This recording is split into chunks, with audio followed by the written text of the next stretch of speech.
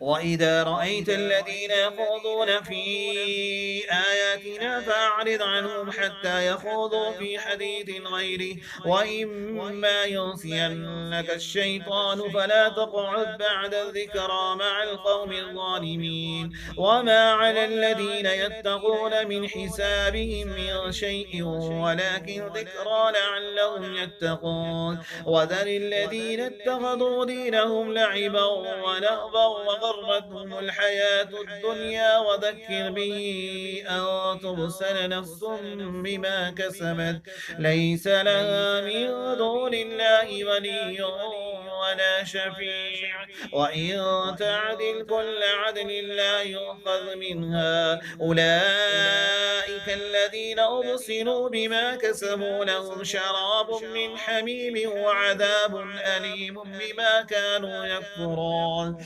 قل أندعو من دون الله ما لا ينفعنا ولا يضرنا ونرد على أعقابنا بعد إذ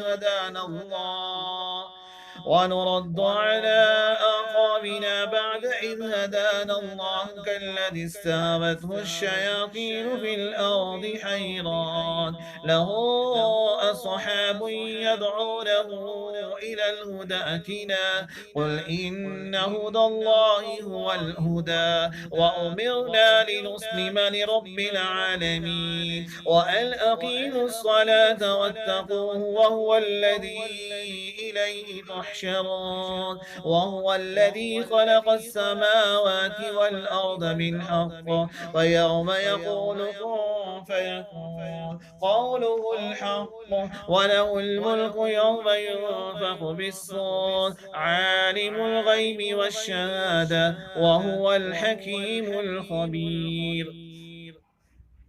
وإذ قال إبراهيم لأبيه آزر أتتخذ أصناما آلهة إني أراك وقومك في ضلال مبين. وكذلك نري إبراهيم ملكوت السماوات والأرض وليكون من الموقنين. فلما جن عليه الليل رأى كوكبا قال هذا ربي فلما أفل قال لا أحب الآفلين. فلما رأى القمر بازغا قال هذا ربي فلما أفل قال لئن لم يهدني ربي لأكونن من القوم الضالين. فلما رأى الشمس بازغة قال هذا ربي هذا أكبر. فلما أفلت قال يا قوم إني بريء مما تشركون إني وجهت وجهي للذي فطر السماوات والأرض حنيفا وما أنا من المشركين. وحاجه قومه قال أتحاجوني في الله وقد هدان. وحاجه قومه قال أتحاجوني